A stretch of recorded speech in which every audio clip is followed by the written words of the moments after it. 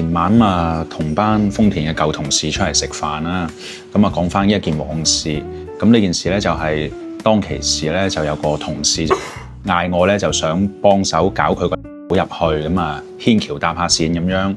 咁我揾咗我個係長啦。呢個係長對於搞人入公司咧，佢係有啲技巧嘅，同埋佢係有方法嘅。但係呢啲技巧同方法咧，佢係需要咁樣嚟到去支持。講翻呢件事出嚟之後咧，咁我就話：喂，我中間冇索過嘢嘅喎。但係咧，我班舊同事就話，其實兩邊都係默認咗你會索嘢噶啦，只不過你唔索就係你戇鳩啫。諗翻又係喎。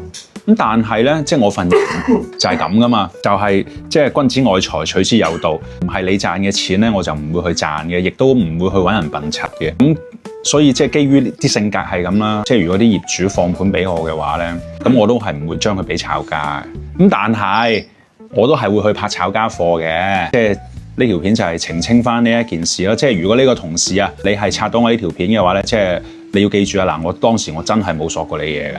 同埋回應翻嗰個網友講啦，即係有班長唔做走出嚟有想法，咁就係咁咯。就係因為呢啲嘢太多啦，唔想喺呢個醬缸度繼續去掙扎求全，咁所以就唔做咯。係咁啊，拜拜。